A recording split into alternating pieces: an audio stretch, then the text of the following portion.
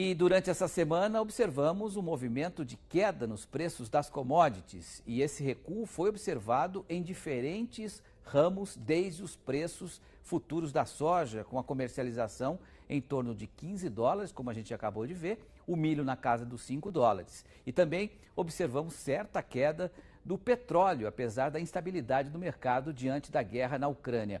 O barril do tipo Brent, que é referência global, oscilou nesta semana entre 103 e 105 dólares. Lembrando que em março, um barril de petróleo Brent chegou a 128 dólares.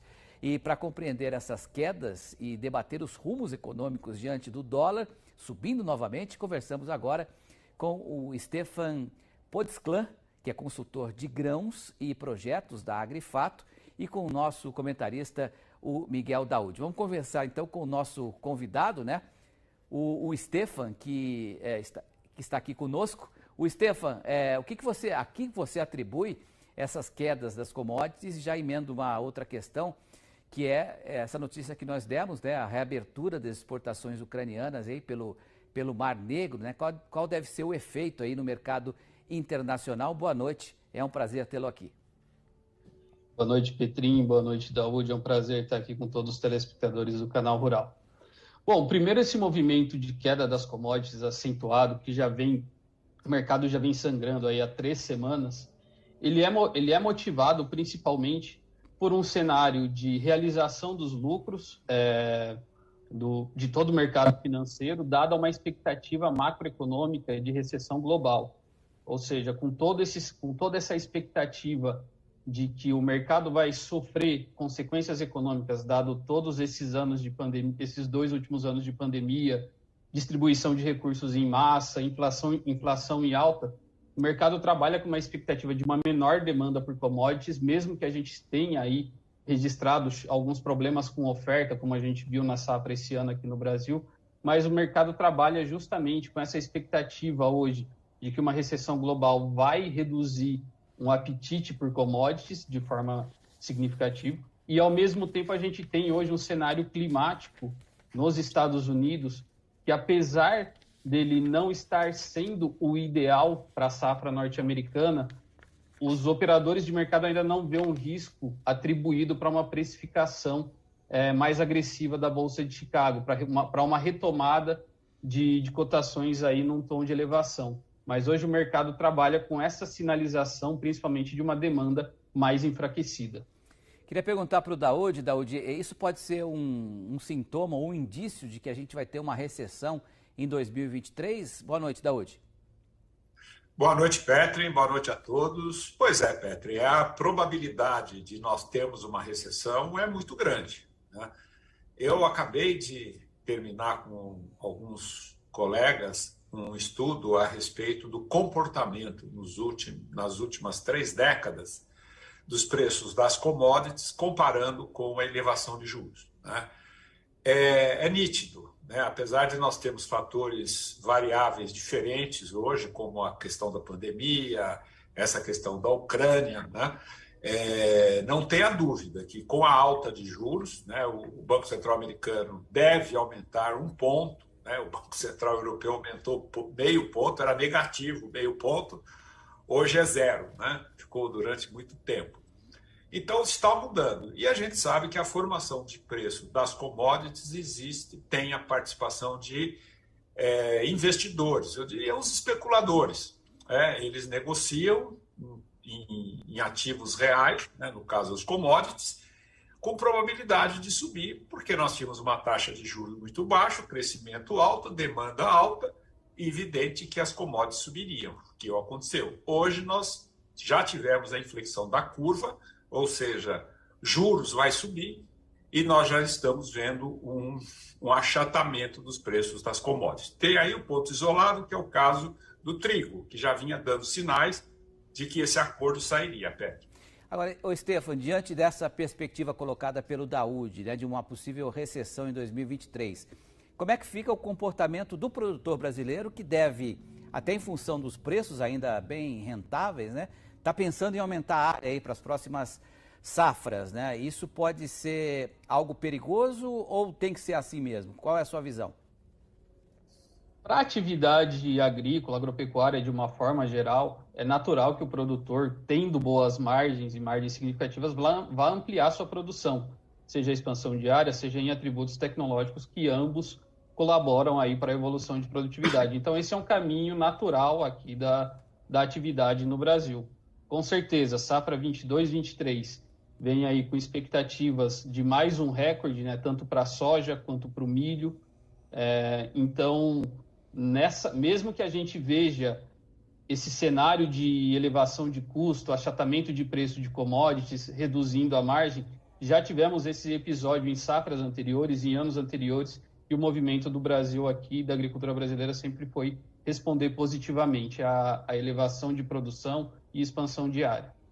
Agora, Daúde, na contramão das commodities, a gente vê aí o dólar ganhando força frente ao real novamente. Qual é o impacto, na sua opinião, que isso pode ter quando pensamos em custo de produção, visto que muitos produtores ainda estão comprando insumos nesse momento? Ô Petri, o produtor que tem a sua produção, cujo o preço tem a formação do dólar, quer dizer, é cotado no mercado internacional, é evidente que esse esse produtor, ele tem um hedge natural, ou seja, se o preço da commodity sobe, ele vai vender, a paridade de troca aumenta, ele vai trocar por mais reais, mesmo que esse dólar alto tenha um impacto na produção de commodities, desses produtos, você acaba tendo uma compensação. Mas nós estamos falando, Petri, de 7% dos produtores no Brasil, 7%. 93% dos produtores, aqueles que vendem os seus produtos em reais, o médio e o pequeno produtor, aí eu incluo o pequeno produtor, esses estão realmente no mato sem cachorro, porque os custos vão subir muito, né? Aqui nós estamos vivendo com a inflação, o impacto da alta do dólar no custo de produção, ele é muito alto, esse produtor não vende seus produtos em dólares, e vamos ter aí uma elevação muito forte de juros no Brasil, né? Nós vamos ter juros aqui de agiotagem, quase 15% de juros. Uma taxa de juros real de quase 9%. Nós estamos falando, né, no ano que vem, que a inflação pode ter uma estabilidade. E você vê, a Europa tem uma taxa de juros negativa, quer dizer, a taxa de juros lá é zero. Até ontem você punha o dinheiro no banco, o banco cobrava de você 0,5%, hoje ele não paga mais nada, quer dizer, que foi um grande passo. Então você percebe claramente que a produção no Brasil, ela vai estar com o peso do custo Brasil, que é custo alto e renda baixa, né, porque a renda não vai melhorar significativamente. Sim. Então o produtor tem que entender esse cenário, só para concluir, entender essas variáveis e se adequar, né, porque cada produtor tem uma vantagem e uma desvantagem. Não dá para você ter uma regra geral para todos. Então, o produtor tem que saber o que vai acontecer, sabendo o que pode acontecer, ele tem que adequar o seu planejamento a essa nova realidade. Porque, senão, nós vamos, sim, enfrentar um cenário muito difícil, Petri. Perfeito. Para terminar, Estevão, eu queria saber da sua opinião em relação à questão das exportações, né? Porque se de um lado o dólar valorizado encarece o custo de produção, mantém o produto brasileiro muito competitivo no mercado internacional, né?